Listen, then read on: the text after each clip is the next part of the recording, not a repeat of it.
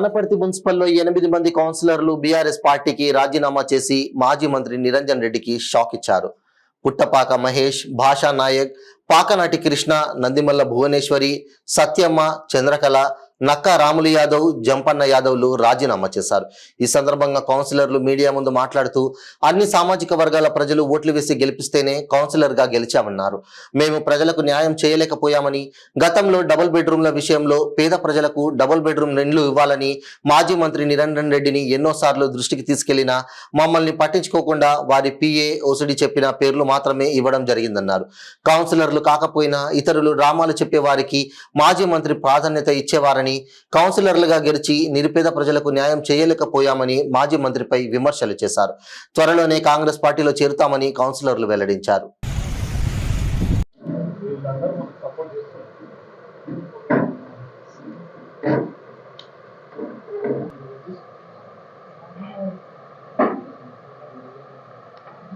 Marks 100కి 200% marks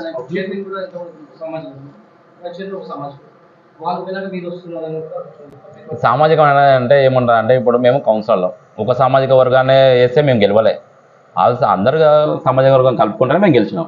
ఇది అనేది ఊరికే మాటలు తప్పించి ఇవన్నీ బయటికి పైకైతే ఇవైతే ఏం రావు. ఓన్లీ మాట తప్పించి ఓవరాల్గా పైకి వచ్చేవరకల్లా, అంతిమంగా వచ్చేవరకల్లా అందరం ఒకటే అన్నట్లు వస్తుంది అంతే. ఇంకా ఆ పూటగా మాటలు జరుగుతూనే ఉంటాయి. ఆయనకి సమస్యలు ఎన్నో విధంగా చెప్పినాం, అందరం చెప్పినాం.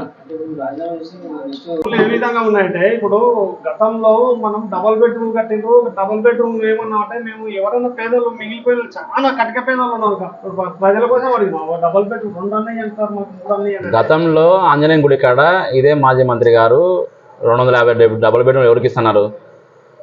ఆ టీడీపీ గవర్నమెంట్ ఉన్న వాళ్ళకి పట్టాలు ఇచ్చిన వాళ్ళకి ఇస్తున్నారు. ఇంతవరకు మా గలీలో 5 మంది ఉన్నారు. వాళ్ళ మాట ఇచ్చిండు, అది అయిపోయింది.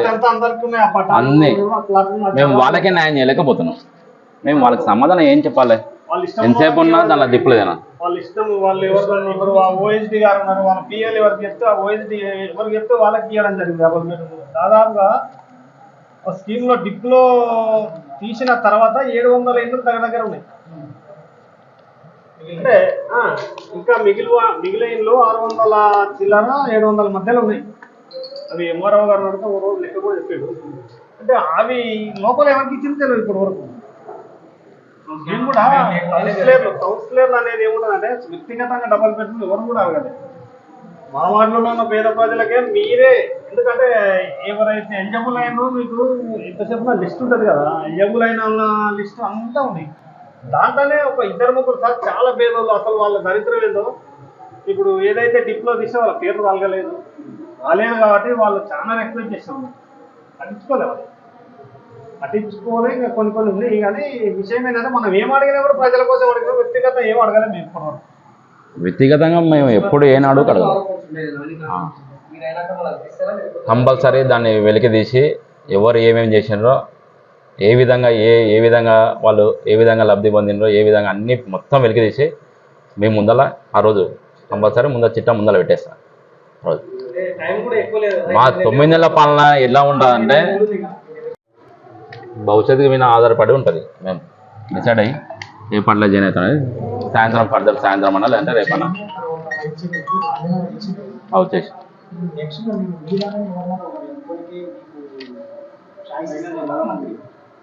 అంటే ఆయన అంటే ఛాయిస్ ఇస్తలేడంటే, మెజార్టీ పరంగానే మీరు చేసుకున్నారని చెప్తున్నాను. కానీ మా దానిలో మెజార్టీ పరంగా మేము 15 మంది మేము పక్కకున్నాం.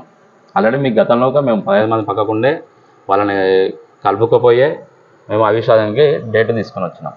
దానికి ముందే అవిశ్వాసం పోతే బాగుండని చెప్పి వాళ్ళతో రాజీనామా చేయించాడు. రాజీనామా చేయించి వాళ్ళతో ఆమోదం తెలిపించాడు. అది జరిగిపోయింది.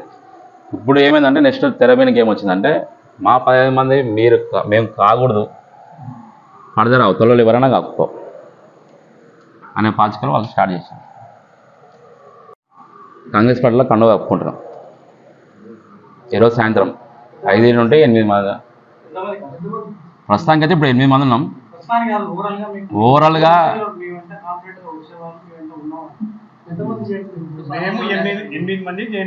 మేము 15 మంది. మేము బిల్డింగ్ 15 మంది.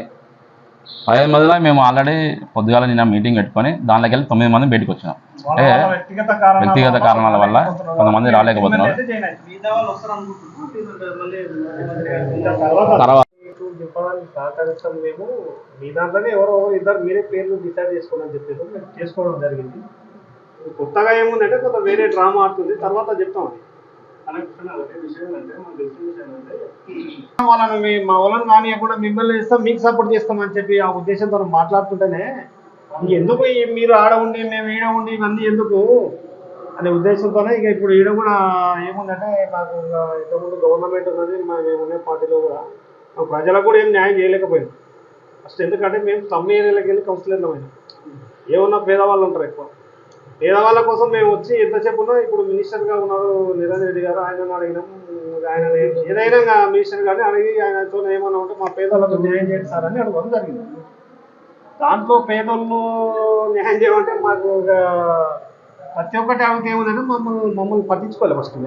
మేము అడిగిన దాన్ని ఏ దాన్ని కూడా పట్టించుకోవాలి. ఎందుకు పట్టించుకోలేదు అంటే ఇప్పుడు ఆడ ఎవడో 4 మాటలు చెప్పి ఆడ ముందల డ్రామాలు చేస్తానికి ఆయన పనులు మాకు కౌన్సిలర్లు కాలేదు. మేము ప్రజల కోసం అడిగి ప్రతి ఒక్కటి ప్రజలను దృష్టిలో పెట్టుకొని అడిగాం. మహేష్ అని ఆయన ఉంటే జైన్ అవుతాడంట. జైన్ అవుతా అన్నాడు, ఆయన ఉంటే జైన్ అవుతా అన్నాడు. ఇంకా ఆయన వ్యక్తిగతం మనం ఏం చెప్పలేము. ఎందుకంటే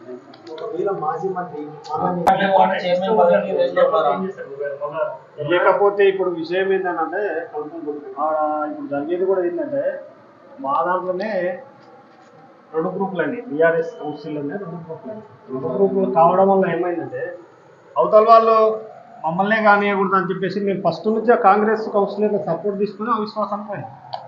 ఇప్పుడు మా 8 మంది కౌన్సిలర్లు మాకు సహకరిస్తలేరు అనే ఉద్దేశంతో వాళ్ళుండి మేము సహకరిస్తాం, మేము మీరు ఇద్దరం కలిసి చైర్మన్ అవిశ్వాసానికి మేము సహకరిస్తామంటే వాళ్ళు మేము మాట్లాడుకొని అంటే కౌన్సిలర్లు మేమంతా ఇక ఫ్రెండ్లీగా ఉంటాం కాబట్టి మాట్లాడుకొని వాళ్ళ అవిశ్వాసాన్ని కొనసాగించాలని చెప్పేసి ఇక పార్టీ కలెక్టర్కి లెటర్ ఇవ్వడం జరిగింది. ఆ రోజు పార్టీ మారుతున్నప్పుడు